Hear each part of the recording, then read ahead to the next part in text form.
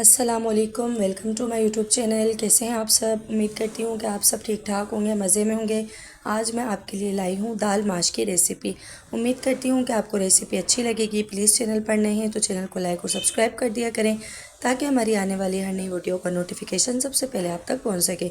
आइए देखते हैं हमने ये रेसिपी कैसे बनाई। सबसे पहले मैंने यहाँ पर एक पैन ले लिया था और पैन में मैंने जो है 2 कप जितना पानी ऐड कर दिया था। पानी ऐड करने के बाद मैंने जो 1 कप दाल माश की दाल जो भिगो के रखी थी वो मैंने इसमें ऐड कर दी। दाल ऐड करने के बाद मैं इसमें 1 चम्मच नमक ऐड कर दूंगी और 1 चम्मच जो है वो मैं इसमें अदरक और लहसुन का पेस्ट ऐड कर दूंगी।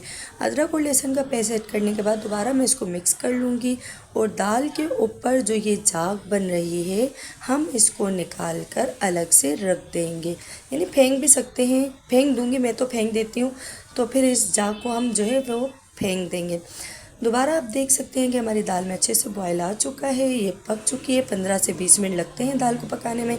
तो फिर मैंने इसका पानी गिरा दिया था और फिर मैंने उसी पैन में हाफ़ कप ऑयल ऐड कर दिया। ऑयल ऐड करने के बाद 4 अदद मैंने यहाँ पर ये लाल मिर्च ऐड कर दिए थे और 1 चम्मच दोबारा मैंने इसमें अदरक और लहसुन का पेस्ट ऐड कर दिया था।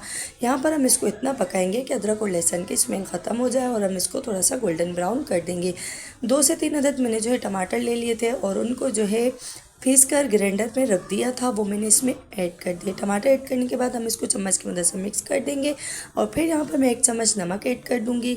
1 चम्मच में जो है लाल मिर्च का पाउडर इसमें ऐड कर दूँगी। 1 चम्मच में धनिया पाउडर इसमें ऐड कर दूँगी और हाफ़ चम्मच हम हल्दी इसमें ऐड कर देंगे।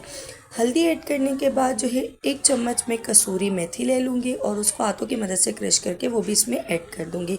ये तमाम मसाले ऐड करने के बाद अब मैं चम्मच की मदद से इसको मिक्स कर दूँगी ताकि तमाम मसाले अच्छे से मिक्स हो जाएं।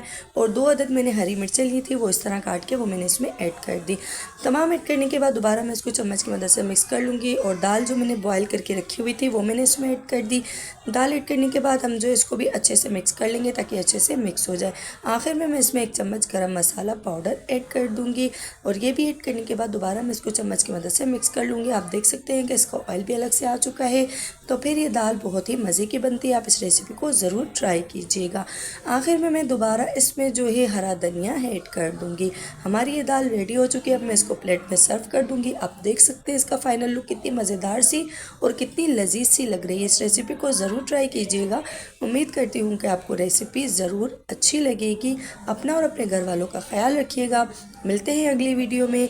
अल्लाह हाफिज़।